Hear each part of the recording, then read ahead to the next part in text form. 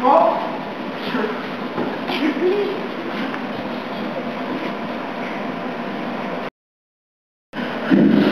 뭐 이렇게 되니까 기억 끝내는 수밖에 없네요. 끝내요 그냥. 근데 저 아직 아는 사람 있는데. 뭐 아직 아는 사람 있는데 누구야 그 사람이?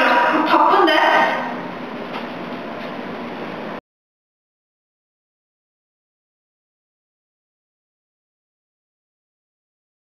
이제 회의가 끝나가려는데 잊어주면 어떡합니까? 제가 정말 밤새도록 준비해온 안건이 있는데 한 번만 해보면 안 될까요? 뭐 그래도 한번 듣긴 하죠. 감사합니다.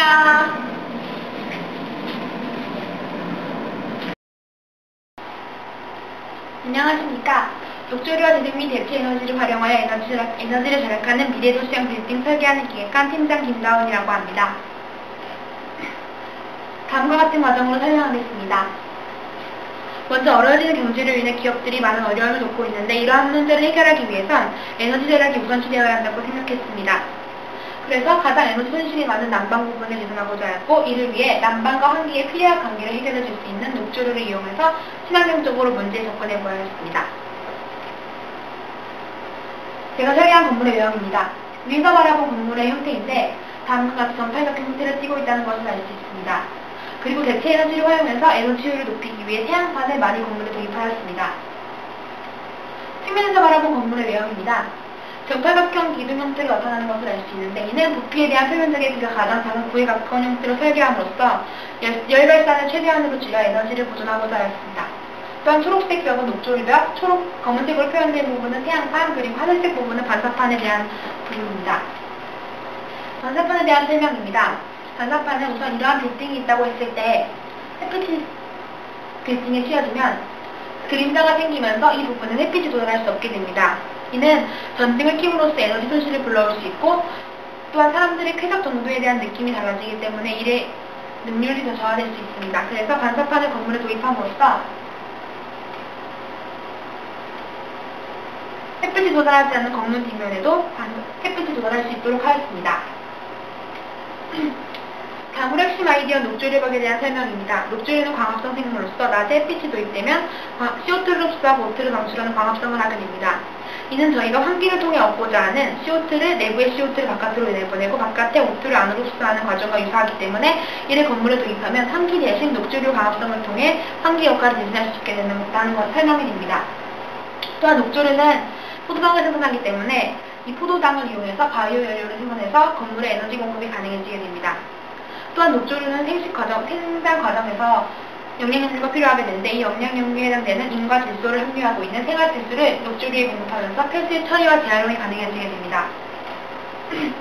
낙하범의 벽의 모습에 대해 설명해 드리겠습니다. 이는 녹조류 벽인데 태양판, 그리고 유리, 블라인드, 반투과성막, 그리고 유리 사이에 빈 공간을 두었고 이 사이에 녹조류가 서식할 수 있는 공간을 마련했습니다.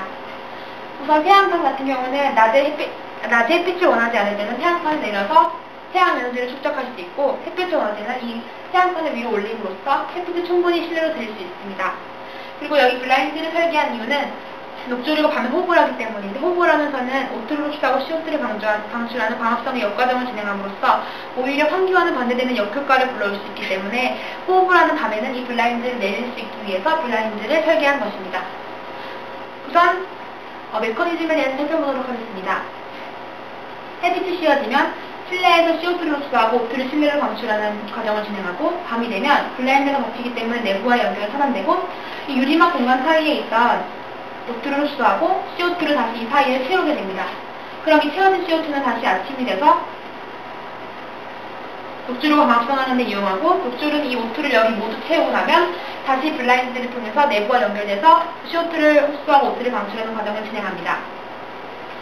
녹조류벽은 다음과 같은 광합성, 번식, 수거의 세 가지 과정을 유기적으로 진행하면서 기업에 이점을 줍니다.